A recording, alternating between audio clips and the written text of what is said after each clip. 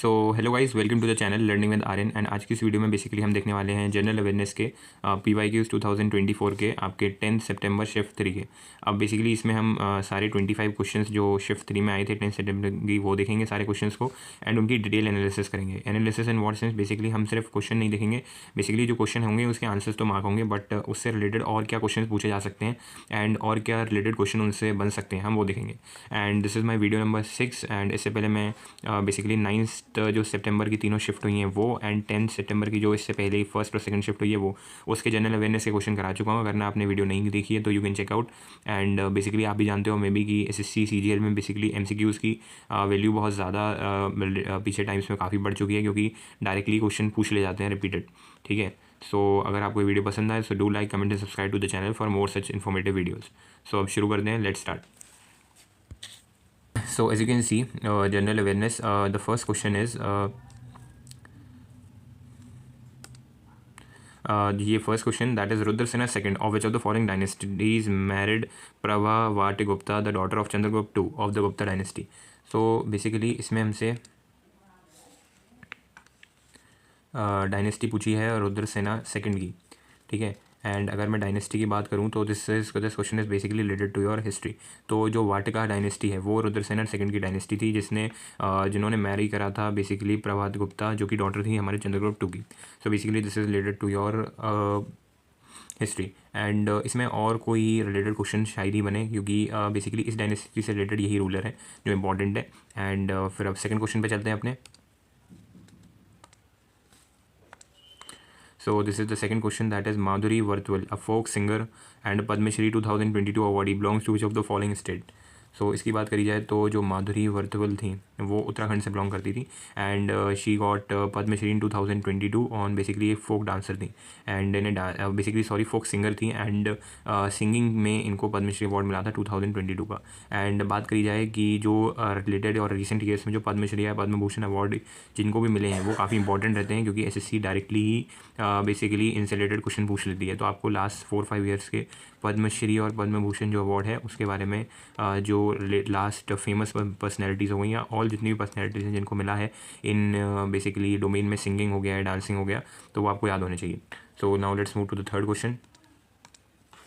Which of the following option is a legislative organ of the union government.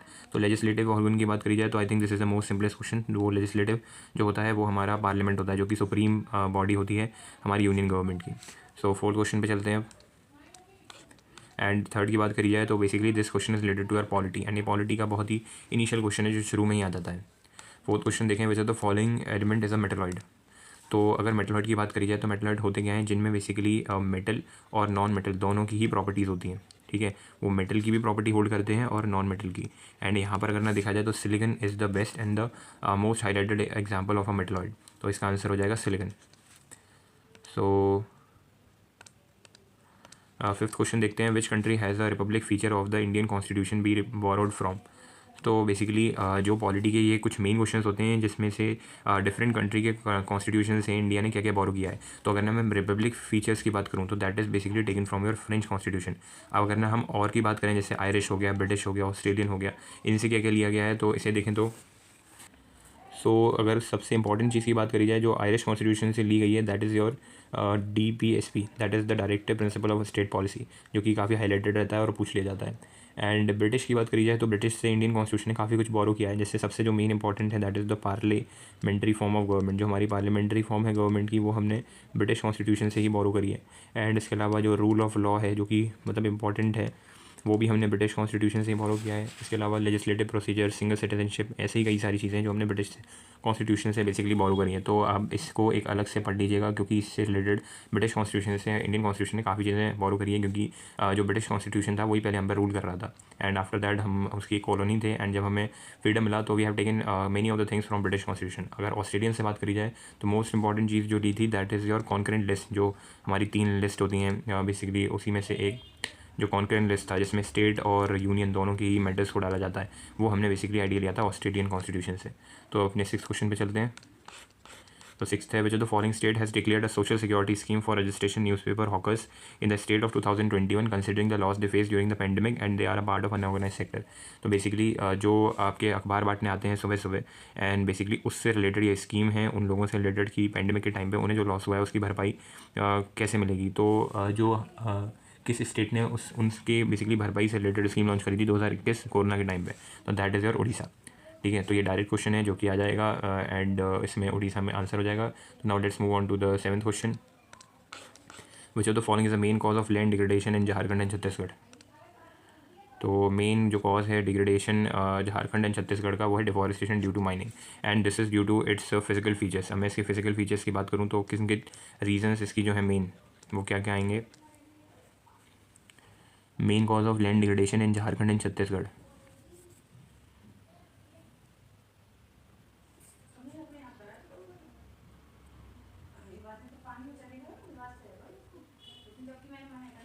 Basically अगर मैं झारखंड और छत्तीसगढ़ के बारे में और एक्सप्लेनेशन करूँ तो वहाँ पर जो माइनिंग एक्टिविटीज़ हैं, खुदाई की जो एक्टिविटीज़ हैं वो वहाँ पर बहुत ज़्यादा होती हैं, एंड इसी वजह से वहाँ पर डिफॉरेस्टेशन भी बेसिकली इसका कॉज होता है डिफॉरेस्टेशन, एंड जो कि लैंड डिग्रेडेशन का वहाँ का मेन कारण है। इसके अलावा सॉइल इरोजन हो गया, ओवरबर्डन हमारे डंप्स हो गए, या फिर वाटर पॉल्यूशन है, ये भी कुछ बेसिकली इंपॉर्टेंट चीज़ें हैं जो कि लैंड डिग्रेडेशन के लिए ज़रूरी होती हैं, मतलब बेसिकली लैंड डिग्रेडेशन के लिए रिस्पॉन्सिबल हैं in your Jharkhand and Chhattisgarh. Now let's move on to the 8th question. The accelerated female literacy program was initiated in district with female literacy rate based on 2021 census. तो basically it was below 30%. So 9th question पे चलते हैं।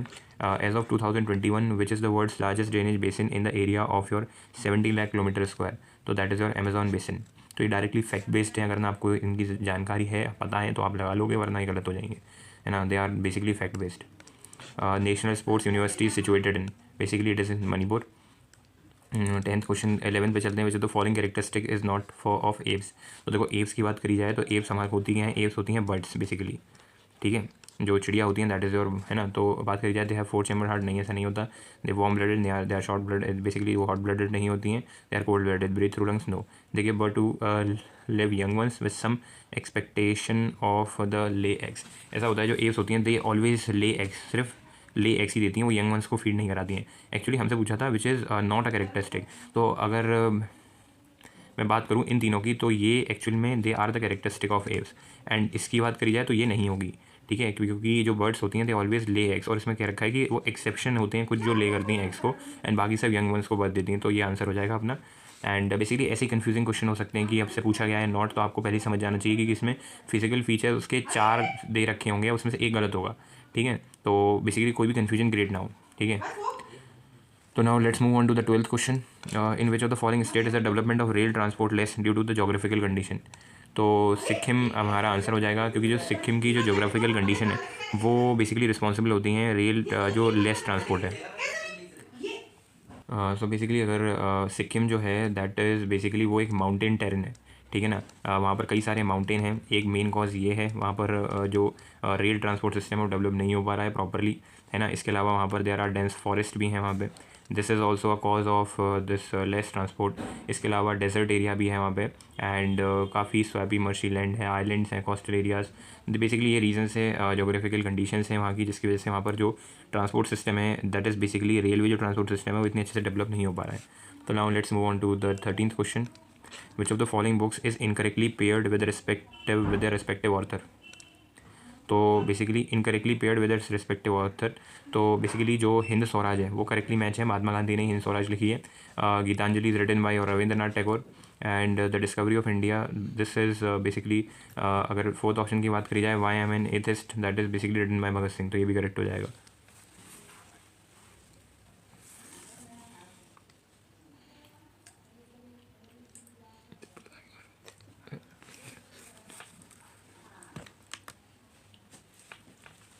And यहाँ पर जो 3rd option है the discovery of India, basically ये सुभाष चंद्र बोस ने लिखी है, ठीक है। तो अगर मैं बात करूँ तो सबसे पहले तो ये देखें कि अगर सुभाष चंद्र बोस ने जो बुक लिखी है उसका नाम क्या था, तो बेसिकली उनकी जो फेमस बुक है वो है द इंडियन स्ट्रगल, ठीक है, द इंडियन स्ट्रगल। ठीक है। तो इससे आपको देखो इस एक क्वेश्चन से आपको कितनी चीज़ें पता चल रही हैं। ठीक है, पहले तो आपको महात्मा गांधी ने कौन सी बुक लिखी है, Hind Swaraj, Rabindranath Tagore is basically Gitanjali, and Bhagat Singh ने लिखी है वाई एम एन एथिस्ट। तो ये 3 इन्फॉर्मेशन मिली। इसके अलावा अब ये ऑप्शन गलत तो है, बट इससे मैंने अब ये बता दिया कि सुभाष चंद्र बोस ने कौन सी बेसिकली बुक लिखी थी, तो वो थी द इंडियन स्ट्रगल, और वो भी बेसिकली इंडिपेंडेंस से पहले की है, 1920 के टाइम्स की, 1920 या 1942 के बीच की। एंड अगर बात करी जाए the discovery of India, the discovery of India, तो बेसिकली ये जो बुक है ये रिटन है बाय और जवाहरलाल नेहरू। तो इससे आपको एक ही क्वेश्चन से आपको 6 basically books and their authors के नाम पता चल गए, वो भी सारे जो बेसिकली इंडिपेंडेंट इंडिया के टाइम पे जो पॉलिटिकल लीडर्स थे वो सब। ठीक है, तो नेहरू। तो basically this is one of an important question, that is 13th। अब now let's move to the 14th question. Who among the following was a poet who won Nobel prize for literature in 1913। तो basically it is your Rabindranath Tagore, क्योंकि ये question इसलिए easy हो जाएगा क्योंकि उस time पे नोबेल प्राइज़ किसी को मिला था तो लिटरेचर में, दैट इज़ बेसिकली और रविंद्रनाथ टैगोर ही इकलौते ऐसे शख्स थे जैसे उस टाइम पे पुराने टाइम पे नोबेल प्राइज़ मिला था on in literature, that is your Rabindranath Tagore. तो let's move to the 15th question. In which year was the national institute of Kathak dance established. Basically this is also fact based, अगर आपको पता है, आपने पढ़ा है तो आप लगा लोगे, वरना आंसर गलत हो जाएगा। That is back in 1964। 16 question देखें। As for the year 2020-21 which of the following state had the lowest employment rate among as person age 15 years and 15 या उससे ऊपर साल के जो लोग हैं उसमें सबसे बुरा लोएस्ट अनएम्प्लॉयमेंट रेट कहाँ का है, तो that is of your Gujarat. ठीक है, 17 क्वेश्चन पे चलते हैं। When was the Indian hockey federation established. It is also fact based question, that is in back 1925। If you know it then you answer it, if you don't then you are unable to answer it. So basically now let's move to the 18th question. Which cell organelle is defined as a small rounded organelle that undergoes oxidation reaction to produce hydrogen peroxide? तो basically ऐसा कौन सा cell organelle है जो oxidation reaction जाता है ताकि वो हाइड्रोजन पेरोक्साइड को प्रोड्यूस कर सके।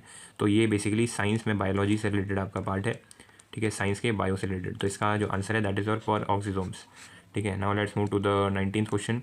The cause of redox reaction. Basically सबसे पहले तो रिडॉक्स रिएक्शन की बात करी जाए तो वो ऐसा रिएक्शन होता है जिसमें एक सब्सटेंस जो होता है वो बेसिकली रिड्यूस होता है, बाकी एक सब्सटेंस जो है वो ऑक्सीडाइज हो जाता है। ठीक है ना। एंड यहाँ पर अगर बात करूँ मैं मेन, तो बेसिकली जो वहाँ पर क्या होता है रिएक्शन में, तो रिडॉक्स रिएक्शन में बेसिकली ट्रांसफर हो रखा होता है इलेक्ट्रॉन का बिटवीन द टू रिएक्टेंट। ठीक है, कोई इलेक्ट्रॉन लूज करता है, कोई गेन करता है, उसके थ्रू उसका रिडक्शन होता है, ऑक्सीडेशन होता है। So A will be your correct answer. Now let's move to the 20th question.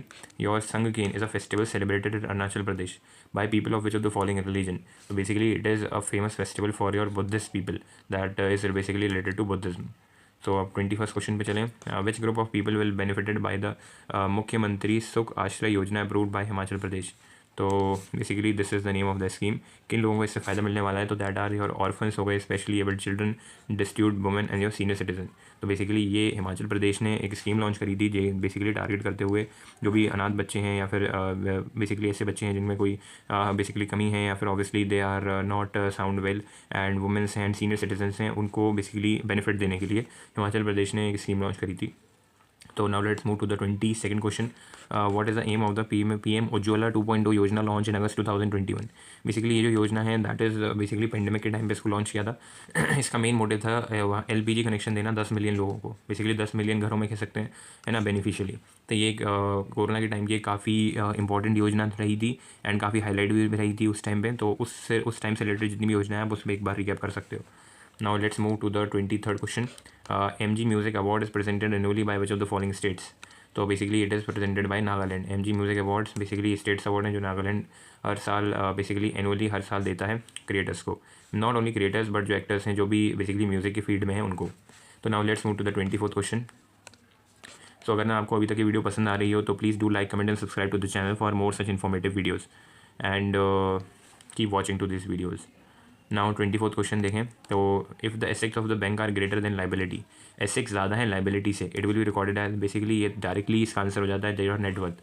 ठीक है, अगर ना आपके एसेट्स ज़्यादा हैं लाइबिलिटी से तो ओवरऑल आप गेन में हैं, तो वो नेटवर्थ आपकी मार्क करेगा। Now this is the last question. That which the following department of Delhi सल्तनत वाज रीऑर्गेनाइज बाय बलबन। तो दैट इज़ योर दीवाने आर्ज। ठीक है, वो एक डिपार्टमेंट था जो कि बलबन ने वापस रीऑर्गेनाइज करा था अपने पावर में आने के बाद। So that's all for this video. If you like this video please do like comment and subscribe to the channel. अगर आपको ये वीडियो अच्छी लगी हो, इन्फॉर्मेटिव लगी हो तो प्लीज़ लाइक करें, कमेंट करें और सब्सक्राइब करें मेरे चैनल को। एंड ऐसी इन्फॉर्मेटिव वीडियोज़ देखने के लिए you can subscribe to this channel and keep watching to these videos. So thank you guys and stay tuned to the channel. So thank you.